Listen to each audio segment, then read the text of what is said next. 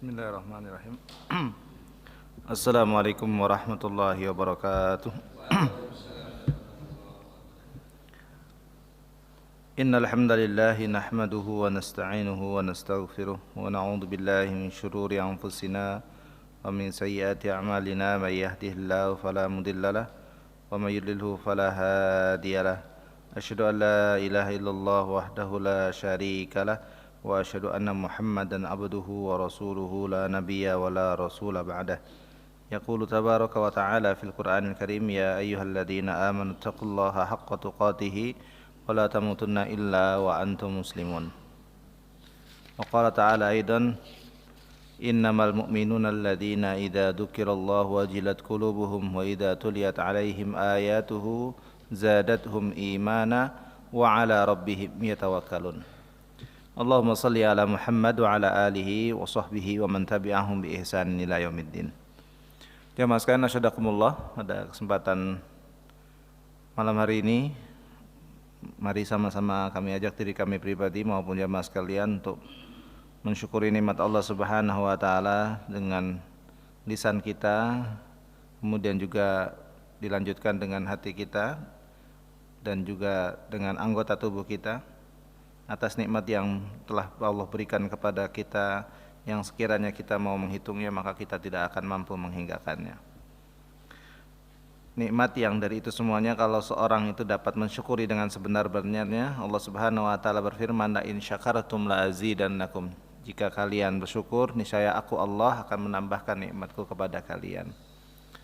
Mudah-mudahan usaha kita mensyukuri nikmat Allah Subhanahu wa taala dengan lisan kita dan juga hati kita beserta dengan anggota tubuh kita, kemudian dengan itu Allah Subhanahu wa taala akan memberikan tambahan nikmat kepada kita semuanya.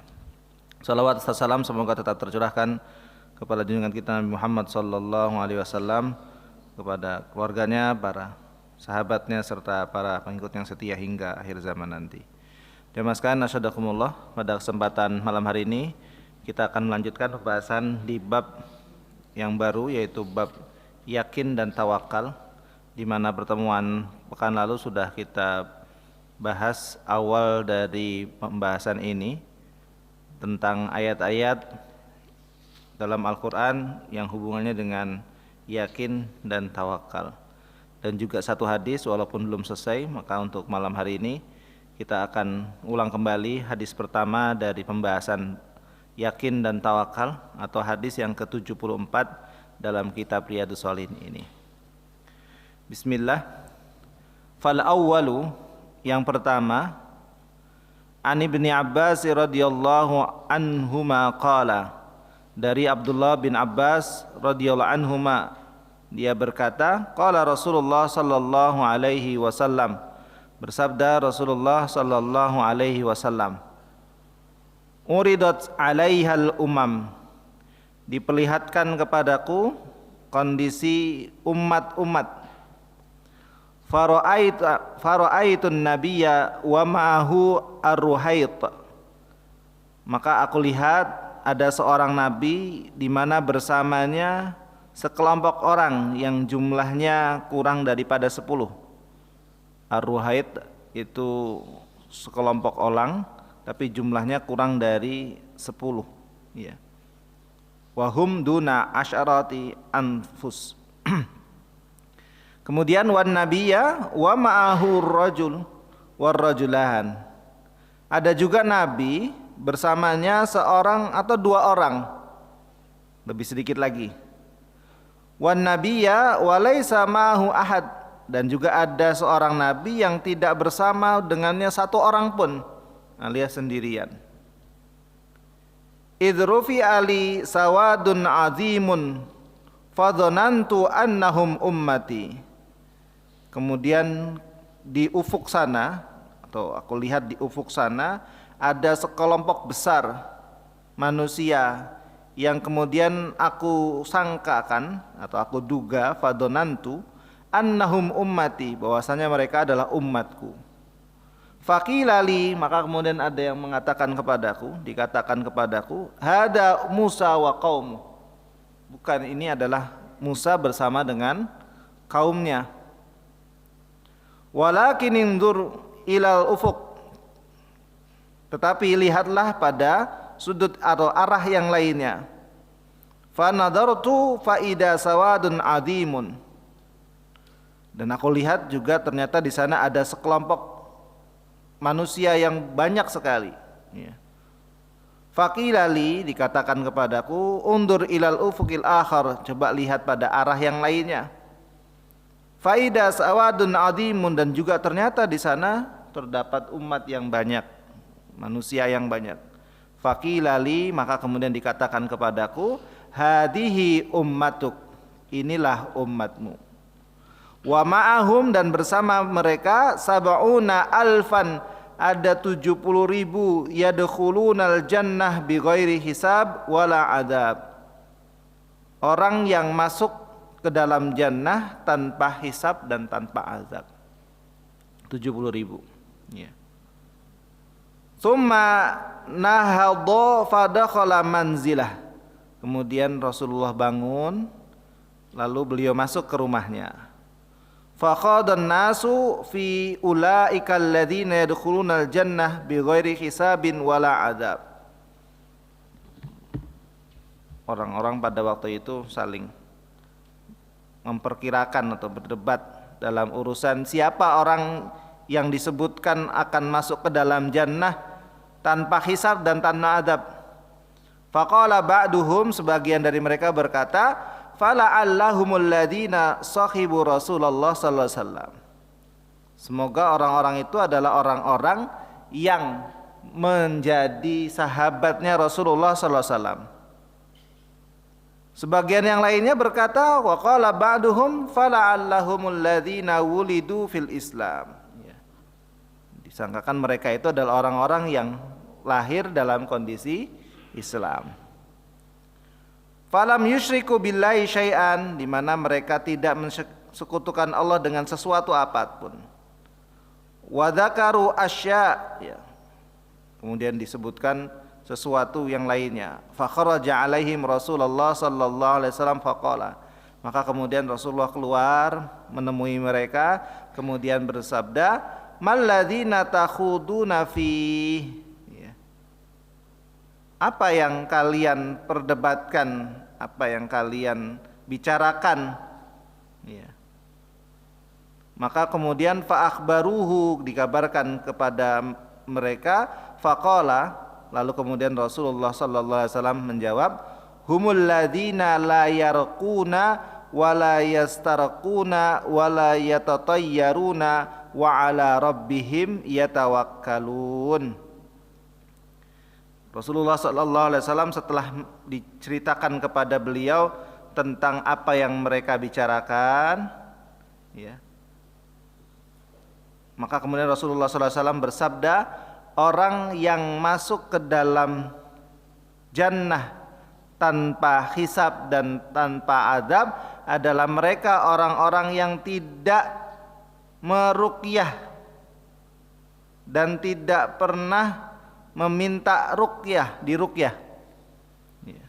Kemudian mereka adalah orang yang juga tidak yatatayyarun, itu bahasanya biasanya berhubungan dengan hubungannya dengan burung, ya, bahasanya burung, memperkirakan sesuatu dengan adanya burung. Jadi kalau burung pergi ke sana, nanti dianggap ada sesuatu yang kalau yang lainnya akan ada sesuatu yang lainnya. Wa ala rabbihim yatawakkalun, dan mereka lah orang-orang yang hanya bertawakal kepada Allah.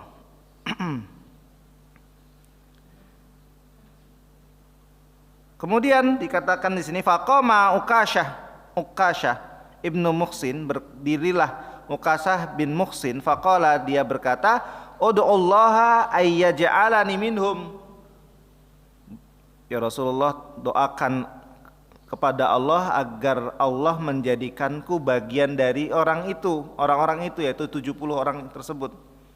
Faqala anta minhum, Rasulullah SAW kemudian bersabda, engkau termasuk di antara mereka.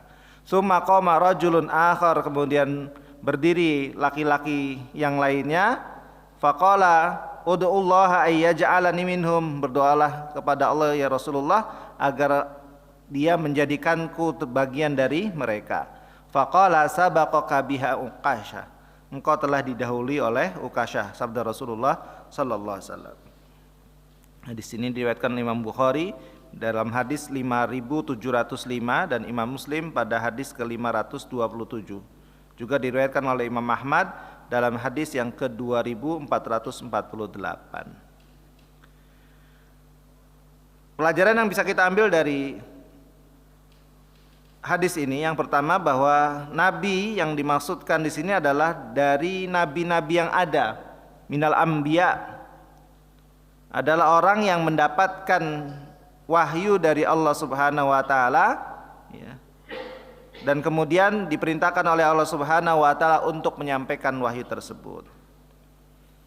Kemudian juga faedah yang diambil dari hadis ini, yang pertama adalah fadlu manzilatin Nabi sallallahu alaihi wasallam, keutamaan kedudukan Nabi sallallahu alaihi wasallam di mana beliau diperlihatkan kondisi umat. Ya. Ada beberapa umat yang diperlihatkan oleh Allah Subhanahu wa taala kepada Rasulullah sallallahu alaihi wasallam. Dan apa yang dipertontonkan Allah Subhanahu wa taala atau diperlihatkan Allah Subhanahu wa taala kepada Rasulullah sallallahu alaihi wasallam, imma ayyakuna manaman, bisa jadi dalam kondisi beliau tidur. Pertama ini ya, wa ru'yan al-anbiya haqqun, di mana mimpi para nabi itu adalah benar. Ya. Ini yang pertama, pendapat pertama. Karena di sana cuma diceritakan tentang apa yang disebutkan Rasulullah SAW. Jadi beliau nggak mengabarkan itu hasil, kalau bisa kita katakan, dari mimpi yang beliau dapatkan dalam tidur beliau. Kenapa? Mimpi yang didapatkan dalam tidur seorang nabi itu adalah wahyu, ya.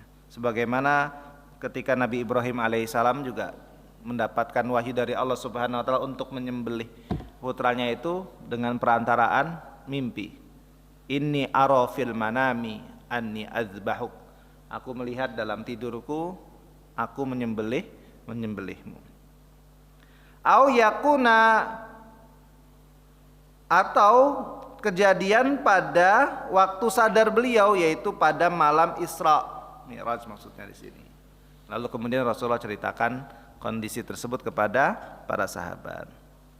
Au ghairi dzalik, atau yang lainnya. Jadi dalam hal ini ada memang beberapa perbedaan pendapat ulama berkenaan dengan kapan Allah Subhanahu wa taala memperlihatkan kepada beliau kondisi-kondisi umat tersebut. Ada yang menyebutkan dalam mimpi beliau, ada yang berpendapat juga pada waktu perjalanan beliau, diperjalankannya beliau dari Mekah ke Masjidil Aqsa, kemudian perjalanan Mi'raj beliau. Atau juga ada yang lainnya. Tetapi bahwa Allah Subhanahu wa taala memberikan kekhususan kepada beliau Rasulullah sallallahu alaihi wasallam, ya, bima syaa, sesuai dengan kehendak Allah Subhanahu wa taala. Tapi intinya apa yang beliau dapatkan betul-betul dari Allah Subhanahu wa taala. Kemudian kedua, pelajaran yang bisa kita ambil atau faedah yang bisa kita ambil adalah bayanun, penjelasan dari keutamaan Allah Subhanahu wa taala terhadap nabinya. Sallallahu alaihi wasallam, bi anna ummatu aktsarul umam, di mana umatnya nabi beliau itu umat yang paling banyak.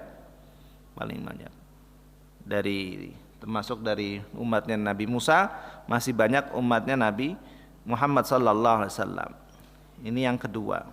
Jadi Allah ingin menerangkan tentang keutamaan yang Allah berikan kepada nabinya, yaitu Rasulullah sallallahu alaihi wasallam, bahwa umat beliau adalah umat yang paling banyak. Kemudian yang ketiga, fadlu tawakkal 'alallahi ta'ala, keutamaan bertawakal kepada Allah Subhanahu wa taala, wal i'timadu 'alaihi, dan menyandarkan kepadanya, kepada Allah, fi daf'id dar, dalam rangka menghilangkan kemadorotan, atau untuk jalbin nafa', untuk mendapatkan manfaat. Wa ma'addallahu ta'ala lil mutawakkilina min ajrin wa thawabin. Dan apa-apa yang Allah janjikan kepada orang-orang yang bertawakal berupa pahala dan imbalan. Jadi di sini sebutkan Allah menyebutkan keutamaan bertawakal kepada Allah dan menyandarkan diri kepadanya dalam menolak kemadorotan atau mendapatkan kemanfaatan. Penekanan di sini tawakal yang dimaksud adalah penyerahan diri kepada Allah Subhanahu wa taala setelah dilakukan usaha.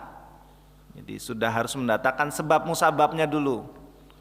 Contoh misalnya seorang ingin mendapatkan keamanan, bentuk tawakalnya adalah diawali dia berusaha dulu untuk mencari sebab musabab agar aman. Misalnya kalau rumah dikunci, kemudian segala hal yang mengundang kemadorotan, entah itu pintu terbuka dan sebagainya ditutup. Ya, sebagaimana dalam kisah ketika Rasulullah Sallallahu Alaihi Wasallam mendapati ada orang masuk ke dalam masjid sedangkan untanya dibiarkan begitu saja tanpa terikat. Lalu kemudian beliau ingatkan orang tersebut, mengapa engkau tinggalkan untamu seperti itu saja? Orang tersebut berkata, saya sudah berserah diri, saya sudah bertawakal kepada Allah. Bukan itu maksud tawakal, tapi ikatlah terlebih dahulu, barulah setelah itu engkau bertawakal. Jadi usaha dulu baru kemudian bertawakal kepada Allah Subhanahu wa taala. Termasuk di antaranya ketika orang itu mau pinter, maka dia harus belajar terlebih dahulu, ya, belajar. Kemudian menyerahkan diri kepada Allah Subhanahu wa taala. Dan di sini kemudian disebutkan wal i'timadu alaihi, menyandarkan kepada Allah Subhanahu wa taala dalam menolak kemadorotan dan juga mendatangkan manfaat. Di mana di situ juga Allah Subhanahu wa taala memberikan janji kepada orang-orang yang bertawakal kepadanya berupa apa? Ajr wa thawab, pahala dan imbalan. Kalau dalam keterangannya pernah kami dapatkan al-ajru was thawab, dua kata yang kalau diartikan dalam bahasa Indonesia pahala. Tapi kalau kemudian disebutkan oleh seorang syekh bahwasanya ajr itu sesuatu yang berhak didapatkan oleh seseorang. Misalnya dia sudah kerja dengan janji akan mendapatkan gaji selama sebulan 6 juta. Nah, itu ajr. Sedangkan thawab ketika mungkin ketua atau pimpinan kantor melihat dia memiliki track yang baik, lalu kemudian ditambahkan kepadanya bonus. Nah, itu yang disebut dengan as-thawab menurut beliau. Ya sama-sama dua-duanya imbalan, cuma yang satu memang yang berhak dia dapati, sedangkan tambahannya adalah berupa as-thawab. Wallahu a'lam bishawab. Dan kalau kita melihat apa yang Allah Subhanahu wa taala janjikan kepada orang-orang yang beramal soleh termasuk orang yang bertawakal, maka Allah Subhanahu wa taala juga berfirman, falanajziyannahum bi ahsani ma kanu ya'malun. Sungguh kami akan memberikan pahala kepada mereka orang-orang yang beriman dan beramal soleh itu dengan sesuatu yang lebih baik daripada apa yang mereka lakukan. Nah, itu sebagai bentuk kemuliaan Allah Subhanahu wa taala dan sebagai bentuk juga di mana Allah Subhanahu wa taala dia memiliki nama Asy-Syakur, yang maha mensyukuri. Jadi ketika seorang beramal, beriman dan beramal soleh diberi balasan oleh Allah lebih baik daripada apa yang sudah dilakukan oleh orang tersebut. Kemudian yang berikutnya, faedah yang berikutnya adalah hukmur ruqyah, hukum ruqyah. Di sini disebutkan minha masyru', di antaranya ada yang disyariatkan. Wa huwa makana bil ad'iyah al ma'surah as-sabitah anin Nabi sallallahu alaihi wasallam, yaitu ruqyah yang menggunakan doa-doa yang maksur dari Nabi sallallahu alaihi wasallam. alias boleh ya. Wa ruqyah bil Qur'anil Karim jaizah. Begitu pula ruqyah dengan Al-Qur'an Al-Karim, itu juga boleh. Contoh misalnya membacakan surat Al-Fatihah. Karena memang surat Al-Fatihah sendiri di antara nama-nama surat Al-Fatihah itu ada nama Ar-Ruqyah. Kalau dibahasakan Indonesia, ruqyah itu jampi-jampi, mantra-mantra. Nah, makanya di sini disebutkan beliau memberi penjelasan dalam hadis ini membedakan ruqyah menjadi dua. Yang pertama yang masyru', yang kedua yang ghairu masyru', yang tidak disyariatkan. Nah, yang disyariatkan itu adalah kalau doa-doanya atau bacaan-bacaannya itu dari bacaan-bacaan yang jelas dari Nabi sallallahu alaihi wasallam atau dari Al-Qur'an. Contohnya adalah surat Al-Fatihah. Ya. Sebagaimana dalam kisah ada sahabat yang kemudian membacakan surat Al-Fatihah kepada satu kepala kaum yang sakit karena apa? Karena digigit oleh binatang berbisa. Ya. Kemudian Allah takdirkan sembuh ketua kaum tersebut, lalu kemudian diberi hadiah berupa kambing. Sampai di Madinah kejadian itu diceritakan kepada Rasulullah SAW. Lalu kemudian Rasulullah SAW bertanya, kalau bahasa kita, kok kalian tahu kalau Al-Fatihah adalah ruqyah? Maka kemudian beliau mempersilahkan mereka untuk menyembelih kambing yang menjadi hadiah bagi mereka. Lalu kemudian beliau meminta juga bagian untuk beliau. Dari hadis ini menunjukkan bahwasanya boleh ruqyah dengan menggunakan bacaan dari surat-surat yang ada dalam Al-Quran atau ayat-ayat dalam Al-Quran. Salah satunya surat Al-Fatihah. Begitu juga dalam keterangan yang lainnya, surat ayat kursi atau ditambah dengan 2 ayat setelahnya, atau ayat 3 ayat terakhir dari surat Al-Baqarah, atau sebagaimana yang pernah dilakukan oleh malaikat Jibril kepada Rasulullah sallallahu alaihi wasallam. Jadi nanti dalam pembahasan tafsir surat Muawwidataini, 2 surat yang memohon perlindungan, An-Nas dengan Al-Falaq, di situ disebutkan bahwasanya Rasulullah sallallahu alaihi wasallam pernah mendapatkan sihir yang dilakukan oleh seorang Yahudi.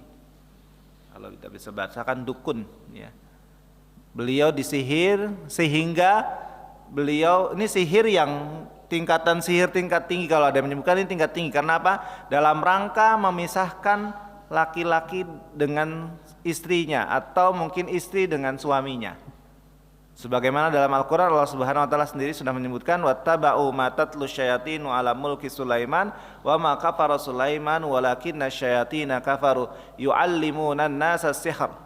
Ya, disebutkan di mana setan itu mengajarkan tentang sihir, dan di antara sihir yang disebutkan dalam ayat tersebut adalah yufarriqu bainal mar'i wa zauji. Sihir yang gunanya digunakan untuk memecah belah hubungan suami istri. Ya. Kalau di sana disebutkan Rasulullah SAW itu tidak ada yang menyebutkan tidak bisa mendatangi istri beliau, ya. Atau beliau membayangkan bahwa beliau sedang berhubungan dengan istri, padahal tidak. Menyebutkan seperti itu. Intinya bahwa sihir itu dalam rangka apa? Untuk memecah belah kehidupan rumah tangga. Ada juga mungkin suami yang mimpi terus berhubungan dengan bukan istrinya, mimpi tapi berhubungannya bukan dengan istrinya, dan itu sering terjadi. Atau istrinya berhubungan dengan laki-laki yang lainnya bukan suaminya. Bisa jadi itu adalah sihir yang dikirimkan oleh seseorang. Dan itu pernah terjadi pada Rasulullah SAW menurut riwayat berkenaan dengan turunnya 2 surat. Lalu kemudian turunlah 2 malaikat kepada Rasulullah SAW. Kemudian salah satunya berkata kepada yang lainnya, ini kenapa orang ini? Maka yang satu berkata, ini kena sihir. Siapa yang menyihir? Yang menyihir si fulan. Ternyata orang Yahudi, kami lupa namanya itu, ya. Kemudian di mana buhulnya? Buhulnya ada di sebuah sumur. Buhul sebagai perantara sihir itu biasanya menggunakan benda-benda, entah itu dari tubuh seseorang atau mungkin yang lainnya. Kalau hari ini biasanya yang pernah terjadi adalah melalui foto.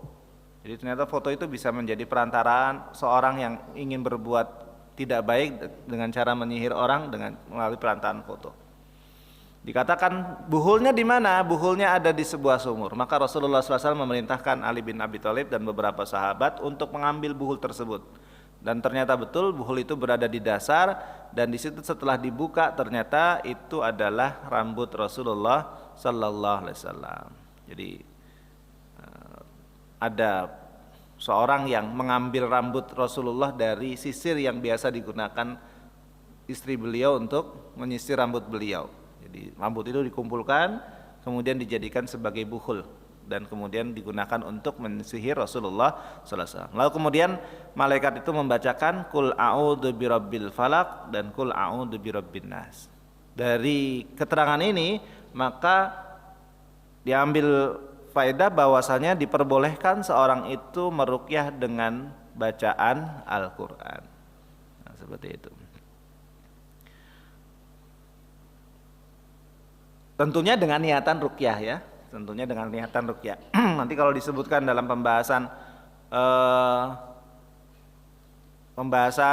tentang hadis di awal-awal kita bahas dalam dalam kitab Riyadhus Shalihin ini adalah pembahasan dengan niat itu. Salah satunya termasuk kalau seorang itu membaca Quran ingin meruqyah, maka dia niatkan untuk meruqyah juga. Ya, jadi bukan sekedar baca biasa, tapi memang benar-benar diniatkan saya baca Al-Quran ini sekaligus untuk meruqyah. Nah itu niatnya seperti itu. Karena apa? Innamal a'malu binniyat ya. Kadang ada orang yang baca Quran tapi sebenarnya dia rencananya ingin meruqyah, tapi karena tidak diniatkan merasa bahwa bacaannya biasa-biasa saja. Bisa jadi karena apa? Niatnya tidak dihadirkan dalam waktu atau sebelum dia membaca Al-Quran tersebut. Kemudian wa minha ghairu masyru, dan di antara ruqyah ada juga yang tidak masyru dan tidak diperbolehkan. Wa hiya ma kana min a'malil jahiliyah wad dhalalat. Jika dilakukan dari amalan-amalan jahiliyah dan sesat. Wa sya'udah, dukun ya, klenik. Allati tunafi sihhatil iman, yang dapat meniadakan sahnya iman, wa kamalit tawakkal, dan kesempurnaan tawakal. Nah kalau yang ini nggak boleh ya, dan nggak boleh. Dan ini memang harus hati-hati. Makanya kemudian dari situlah ada perbedaan pendapat ulama berkenaan dengan masalah meminta ruqyah ya. Kalau ruqyah nanti kalau di sini kalau ruqyah terbagi menjadi dua, diperbolehkan ruqyah dengan yang disyariatkan, yang masyru', ada juga yang tidak boleh yaitu yang tidak masyru'. Dalam hal ini yang dengan amalan-amalan jahiliyah. Adapun untuk yang diruqyah, meminta ruqyah juga sama. Ada perbedaan pendapat ulama berkenaan dengan ini.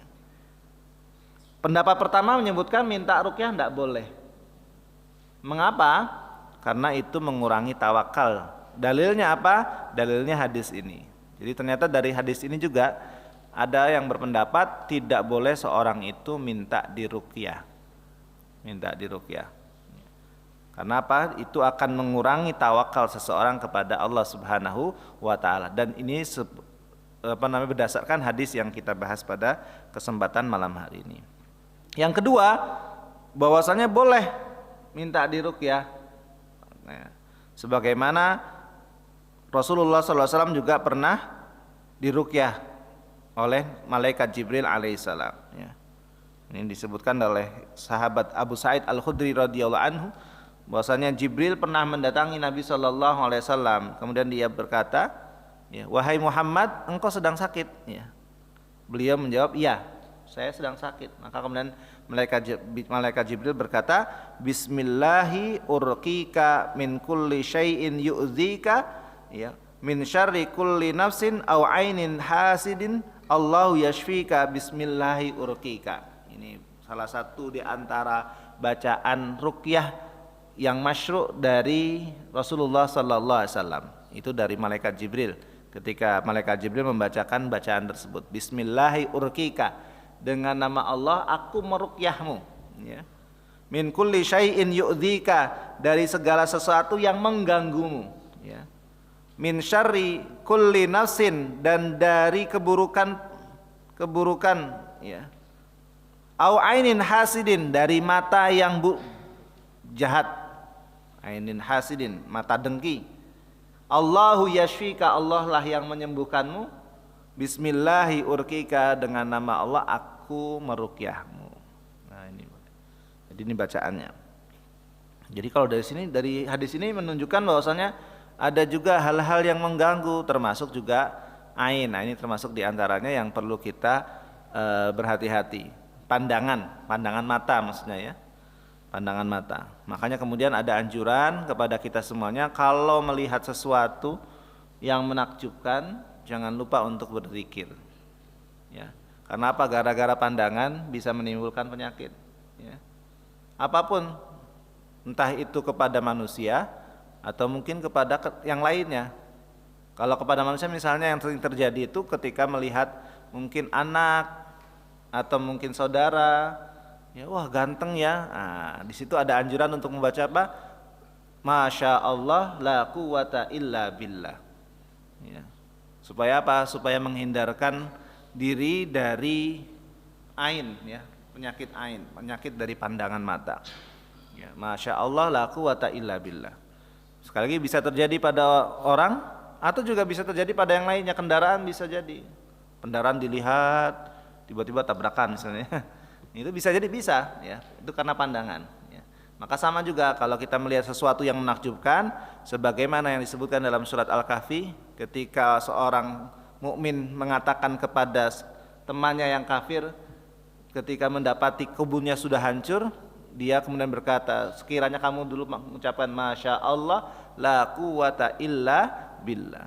Nah kemudian dari situlah disebutkan salah satu di antara bacaan yang bisa kita ucapkan dari lisan kita ketika melihat sesuatu yang menakjubkan.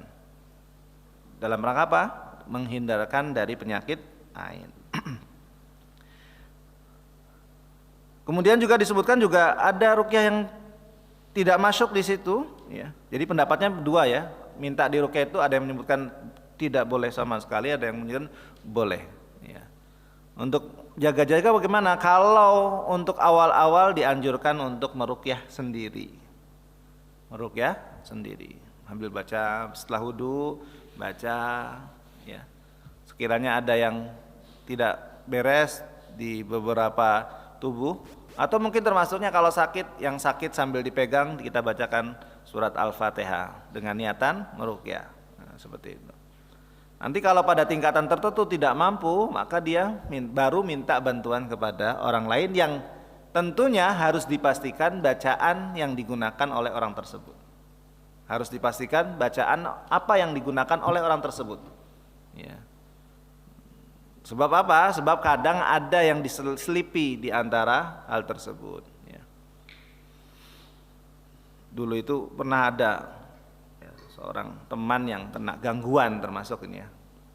Mengapa kena gangguan? Diketahui suatu ketika dia merasakan ada perubahan pada sikap dia.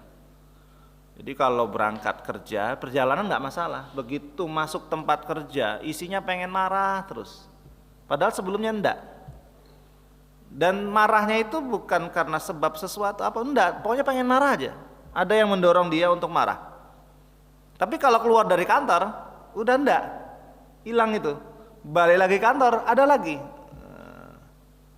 Masya Allah, ya. Dan dia sendiri merasa bahwa ini ada satu perbedaan. Ini kok beda, biasanya tidak seperti ini, kok seperti ini, ya sudah. Satu ketika dia lihat tempat kerjanya yang ada di Cirebon. Sampai di Cirebon ada yang dia cerita kepada orang sana, ya. Cerita oleh temannya ya sudah kalau begitu kayak antar kamu ke tempat Pak Haji, bahasanya Pak Haji. Pak Haji biar disembuhkan.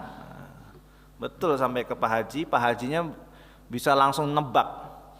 Oh, kamu punya sakit ini ya, kamu diganggu gini. Wah, disebutkan Teman saya yang pertamanya merasa tidak nyaman, tapi wah lama-lama tambah takjub kepada Pak Haji tersebut. Wih, belum tak ceritake kok sudah tahu. Sampai rumahnya, bisa tahu rumahnya di depannya di teras itu ada tempat duduk terbuat dari besi. Loh kok tahu ya? Depannya ada pohon mangga, kok tahu juga. Langsung Pak Hajinya yang ganggu itu biasanya ada di mangga tersebut, kata beliau. Tapi jangan khawatir, nanti sepulang dari sini saya bawakan oleh-oleh supaya kamu bisa selamat. Apa oleh-olehnya? Bentuknya apa? Dupa atau enggak? Minyak wangi. Minyak wangi 3 macam, warnanya mencolok. Yang satu merah, yang satu hijau, yang satu lupa saya. Cuma 2 itu yang ingat. Sama satu tulisan yang tertulis di lempengan kuningan dan dimasukkan ke dalam plastik. Pesannya apa? Kalau berangkat kerja, pakai atau oleskan minyak wangi ini. Kemudian yang lempengan ini letakkan di bawah tumpukan pakaian. Pulang ke Solo, di Solo dipraktekkan, betul. Besoknya berangkat kerja, ke tempat kerja aman, nggak ada masalah. 1 hari, 2 hari, 3 hari nggak masalah. Beberapa hari kemudian yang jadi masalah apa? Di rumah beliau. Yang jadi masalah di rumah. Setiap beliau ini, teman saya itu mau ngambil putrinya, mau diajak itu, putrinya langsung teriak. Loh, teriak. Nanti kalau dilepas sudah. Kapan-kapan nangisnya jerit sambil melotot ke atas. Ya. Itu beberapa kali, termasuk kalau beliaunya akan ngangkat itu langsung jerit. Dikira sakit, akhirnya ke dokter. Diperiksa dokter, ini sehat-sehat saja, nggak ada apa-apanya katanya. Tapi balik lagi ke rumah, begitu setiap mau didekati oleh teman saya, itu jerit-jerit. Nah, barulah kemudian ya qadarullah WA-an. Ini seperti ini, oh ya sudah. Kalau begitu saya antarkan teman saya yang lebih paham dengan urusan ini. Sudah datang, betul. Datang teman saya kemudian tanya, kemarin ke sana ada apa, gini-gini cerita. Sebelumnya kamu enggak pernah ceritakan kondisi kamu kepada Pak Haji itu? Iya, belum pernah. Nah, kan jadi satu hal yang aneh ya. Kita belum pernah cerita kepada seseorang, tapi orang itu bisa dengan detailnya menyebutkan kondisi kita, termasuk kondisi rumah. Ya sudah, kalau begitu tolong keluarkan atau berikan oleh-oleh dari sana apa saja, yaitu tadi dikeluarkan dua barang tadi. Yang satu sudah mungkin habis, 1 botol hampir setengah ya. Yang satu masih, yang satu apa? Yang satu lempengan apa nggak tahu, coba ambil. Diambilkan oleh teman. Kemudian dilihat oleh teman saya yang lebih paham dalam urusan ini. Lama-lama serahkan ke saya. Coba baca. Dibaca lama-lama, apa ini bacanya? Coba diperhatikan lagi. Ternyata tulisannya apa? La haula wala quwata illa billah. Tapi jangan dipraktekkan nggih. Itu diputus-putus. La, ha, lam, alif tapi diputus. Ha, waw, lam, terus semuanya dengan cara diputus-putus. Jadi lempengan itu yang kelihatan huruf hijaiyah. Tapi kalau dilihat-lihat bacaannya la haula wala quwata illa billah. Masya Allah, kalimat bagus tapi ternyata digunakan untuk menyeleweng ya. Sekali lagi jangan dipraktekkan tapi ya. La haula wala quwata illa billah. Coba dilihat lagi. Saya benar la haula wala, wah benar kamu ya. Kok kamu tahu katanya? Lah ini lam alif, kemudian ha wawu, lam dan terus sampai la haula wala quwata illa billah. Masya Allah nih. Ya sudah, kemudian beliau nyampaikan bahwasanya memang di sana di kantor sembuh. Tapi yang menjadi tumbal adalah keluarga. Artinya apa? Yang gangguan berikutnya adalah keluarga. Ya. Akhirnya apa? Kita obati atau kita ruqyah. Ya. Tapi harus siap-siap juga kalau diruqyah. Karena apa? Pasti berikutnya akan datang gangguan lagi. Karena apa?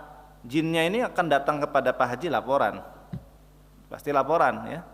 Dan Pak Haji itu tidak akan menerima karena apa? Karena merasa dirinya sudah itu ya. Itu kan dibacakan, itunya dihancurkan, minyaknya taruh di kertas, semuanya diluncurkan, kemudian semuanya masukkan situ, dibakar dengan bacaan Al-Quran. Hari pertama, 2 aman, tenang, sudah nggak ada lagi gangguan. Nah berikutnya nanti ceritanya cukup panjang, masih ada gangguan berikutnya. Karena apa? Setelah kejadian itu beberapa kemudian baru datang gangguan berikutnya. Dan itu yang disampaikan oleh teman saya, bahwa setelah diobati ini, yang menjadi pengalamannya adalah kalau itu sihir, maka yang menyihir itu tidak akan menerima. Tidak akan menerima. Dia akan mengirimkan lagi kepada yang minta bantuan kepadanya berupa apa tadi? Gangguan juga.